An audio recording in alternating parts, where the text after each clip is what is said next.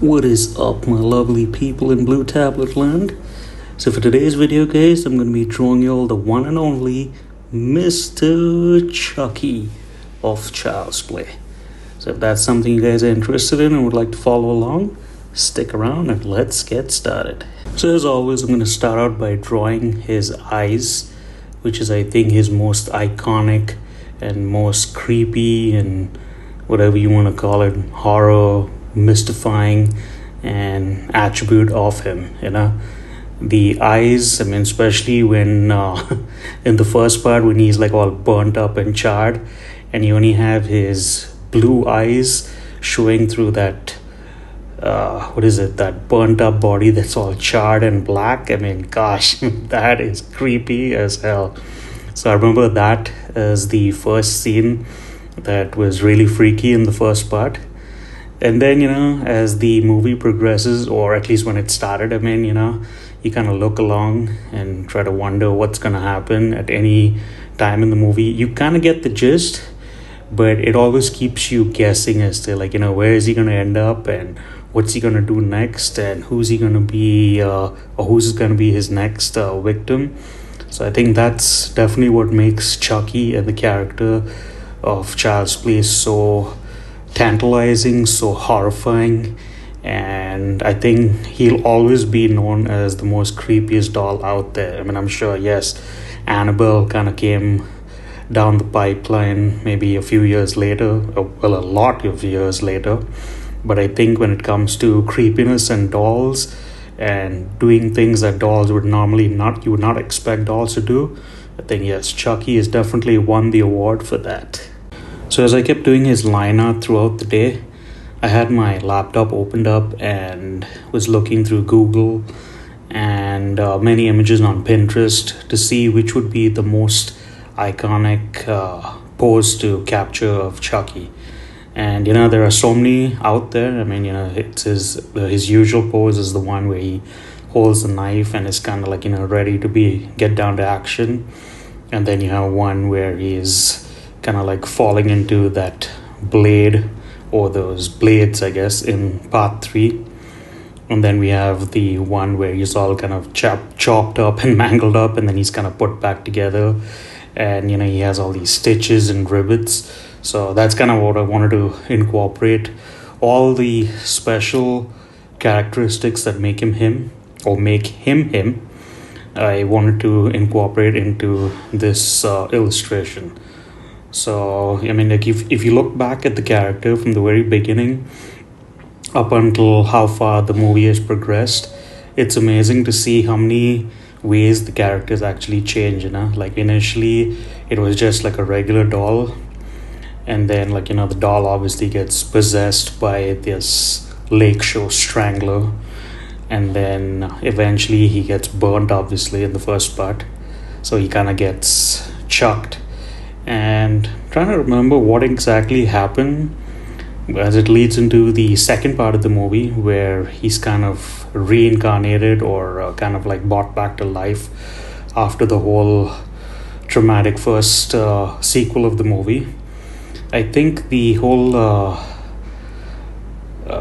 whole manufacturing plant or whatever it is kind of shut down or something, and everything kind of goes into the crap bucket. So I think reviving him was one part of the movie. In the second part, where they kind of taking apart the doll piece by piece, and they actually show the burnt, charred up face where they kind of use these special tools to kind of clean him up and then kind of rebuild the doll. So I think that definitely kind of ties into the whole story of the first part going into the second part of the movie. For all of the drawings that I've done for this Halloween playlist, I always tell myself, to keep it simple, but for some odd reason, I just get carried away and I just start going at it as if I was doing a regular illustration. And I think the whole point of having to make each illustration better than the rest, I think it's just a natural struggle with any artist, I guess, especially if you're trying to do some teaching. It's you kind of have to downplay what you would normally do to teach somebody that doesn't know anything about drawing, and how to improve their skills. So the whole point of, as I said, this whole playlist was just for fun. And I think in the videos that do follow on the channel, I'm gonna try my best to make the videos more simpler, and maybe pick topics that are more user friendly or beginner artist friendly, and something in between, so that way it doesn't seem like that I'm drawing these intermediate type of drawings and you kind of feel like you're not getting any value from anything that I put out. This part of the illustration kind of took the longest to illustrate his hair, because when you think about hair, there are so many textures of hair that people have. You have people that have curly hair, people that have straight hair, people that have wavy hair. And for this particular illustration, since he's got straight hair, it's more of a challenge to illustrate it in the aspect of how it would actually sit on the actual doll's head. When it comes to drawing hair, I think there are so many different techniques that you can use to illustrate it. You can draw just lines and hope that it'll actually look like hair. And then there are some ways you can use, or techniques that you can use that other artists do, which I have followed. And one artist pretty much just spoke about just think of the head as being like a little egg, and you just start out with one strand and you just kind of work your way around the head, depending on what type of hair you're drawing. So in the case of drawing straight hair, you would start from the top of the head, which would be the crown, and then you would just start by drawing different strands, and then just kind of interlinking it or weaving it together and drawing it being wavy and all that. So as you progress and as you keep filling the head, you'll see that it slowly comes together. And this obviously is just a cartoon way of drawing it and illustrating hair. But if I was drawing something realistic, it would just be like really thin strands all put together, almost like looking at a rope, I would say. So to all my followers watching out there and kind of following along, maybe drawing, and any new people that may have tuned on, let me know in the comment section which part of Child's Play which movie was your favorite part. Was it the first one? Was it the second one? Or was it the third one? And I think after the third one, it was just kind of like shows kind of put together to make, I think it was the Chucky show. And I think there may have been a remake of the movie, and that Chucky, just looks way too digitalized and way too perfect, because it's kind of got this thing which the doll kind of works on some sort of app or something. And I kind of looked at that movie and I was like, nah, I like the old Chuckies, or the old movies, which was the part 1, 2, and 3.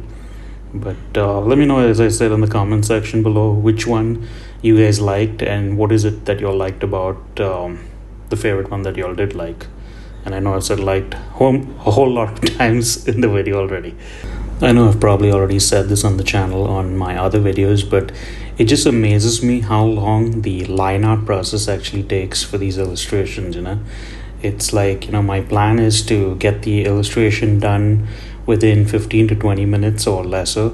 But every time I look back and I look at the clips of videos that I record chunk by chunk, the time just keeps adding on and adding on and adding on, and this one in particular, I think, has taken, the longest, and I think it's because of the minute details that you have to go and put for the doll, like whether it be like the lines on his his long sleeve t-shirt kind of thing, what he's wearing with these overalls. And it's amazing, as I said, you just draw one line here and another line there, and then before you know it, you're already 15 minutes into the video, and it's just line art at this point.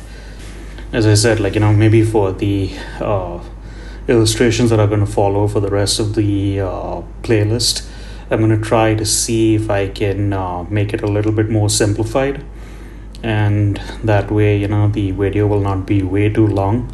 What is it that you guys think for the length of video? Should it be something that's 15 to 20 minutes long, or should it be something that's 30 to 45 minutes long? I don't know. The whole hour thing, I think, is a little bit too long, because I mean, like nowadays, I mean, it's hard enough to get people to concentrate. So let me know in the comments section, what do you all think would be an appropriate time slot. So now for the color, I'm gonna choose this plastic looking color for his skin, the white for his eyeballs or the eye, and then use this nice sky blue for his eyes, which good gosh, those are some big eyes. And then for his lips, I actually chose red, but I was like, nah, that's not what he has. And then I chose a little darker shade of this already looking beige, kind of potato looking color. For his hair now, we're gonna choose some orangish color. He's actually kind of like almost like a redhead, I think, but this color kind of seemed close to what most of the Chuckies that were illustrated out there had. So I figured, I mean, like, you know, for the illustration, it looks good. Looking at the camera and then looking at the actual display also, it kind of looks good and close enough. For his eyes, or not eyes, I'm sorry, for his teeth, I kind of gave this creamy looking, almost like a beige color. And then for the inside of his mouth, I kind of left it like that for the moment, and then just filled up his overalls with like a blue jeans color.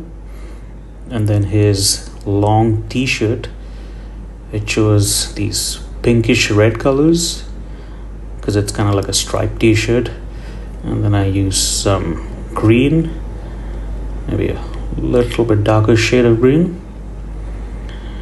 And this pretty much was just just eyeballing it from all the other illustrations and looking at pictures of Chucky while I was drawing this, so if you guys want to make it another color, like, by all means, go right ahead. And as I said, these drawings are just for fun and to show y'all what type of illustrations can be done. And if you all follow along and are drawing along too, share your stuff on Instagram, because I would definitely like to see if anybody else is out there is actually drawing along. So that would be fun to look at other people's drawings. Every time I start the shading for these illustrations, I always tell myself, like, I'll try using a different brush to see how it comes out. But then I keep going back to my usual brushes, which I've done or used for the rest of the illustrations. So if there is something else you guys would like me to try out and show you guys, also let me know in the comment section below. Or if it is just something totally random, and if you just want me to illustrate something and show you, how textures look on like different things, like, whether it be the texture of a rock or what else, the texture of wood and all that. Because I mean, with the amount of basic or default brushes that come in Procreate, the possibilities to do texture is just endless. I mean, like, it's just depending on what type of brush you are going to use. I mean, because there are so many. And then the best part about it is that you can actually make your own brushes, which I know I've said in my other videos that maybe I should try making my own brushes. But I think every time I decide to go ahead and give it a try, I was like, what, maybe I might mess up the original brush that I do have, and then I won't be able to undo it, and I'll be stuck with this messed up brush that I can't use. So the brushes that I do have are the ones that my daughter did over the last Inktober that we did. And she was like, hey Dad, I made these cool brushes, would you like me to airdrop them to you? And I'm like, sure, I'll take the brushes. And she had made this really cool brush which could be used to draw text. And it kind of has like this a shadow kind of built into the brush. So whenever you write any sort of text, whether it be an alphabet or whatever, you have the shadow kind of automatically coming through, which is kind of really cool, so that way you don't have to do an extra layer of shadow and the brush does it for you. But it's amazing the stuff that you can do when it comes to digital art that you cannot do with traditional. Yes, you could do it if you went the extra step, but with the Control Z and the undo options that digital art has, it just makes things so much more easier. You can make so much more art, you can share so much of your art, and you can also make it accessible where people can download them as coloring pages or maybe buy a sticker. But I know I'm going on a digital art tangent right now. And that's just because at this point I was just zenning out, listening to my music while I was actually making the illustration, and then just letting the vibes carry me. As I said in my other videos, and I'll say it again, I always have fun drawing while listening to my own music. For some reason, it always seems to get out the best form of the illustration, whatever I'm doing at the time. So to my followers out there on the channel and any new people that may have stopped by, what are you guys' plans for Halloween this year? Do y'all have a costume picked out? Are y'all gonna go to an event, maybe a party with friends, family members? What do y'all do for your Halloween? Do y'all watch movies? Do y'all play games? Is it a family time? Or is it just one of those holidays that just people just celebrate when they're in college and then just forget about it as the years go by?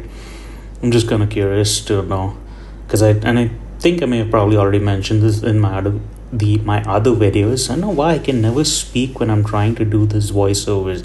It's like as if my tongue gets folded up into like a knot, and I'm like, gosh.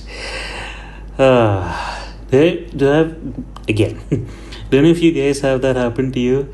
You make a video and you decide what you're gonna say, and that's another thing. For these videos, it's just raw me talking. There's no script, and I don't know how other people do it with the whole script. I get it when it's a movie or something, but having to just read off a teleprompter and just having to say what's on the screen and have it not mess up, I can never do that. I've tried it in the past, and I've tried it for my other videos, and it almost seems like I'm an android talking and I can just mess up at any given point, which is why I just like to keep it raw, and if it comes out good, I keep it. If it does not, I just delete it and then start over from the very beginning. Sometimes what I'll do is I'll do it part by part, and then if I'm having a good day, I'll just record for as long as I can till I have to stop and maybe take a sip of some water, so I can make sure that my mouth doesn't get dried up from doing all these voiceovers. But I know I'm kind of just rambling on at this point. But what do you do? Sometimes when you're just drawing and you're listening to music, there's nothing else you can do.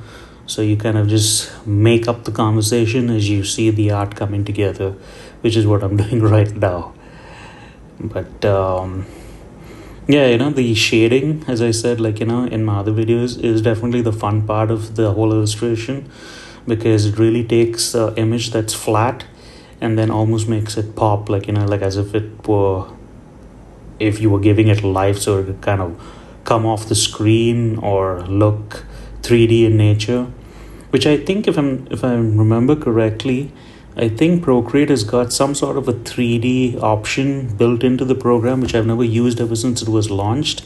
So I'm just curious to anybody that's out there that are artists, have you guys used that option for any illustration?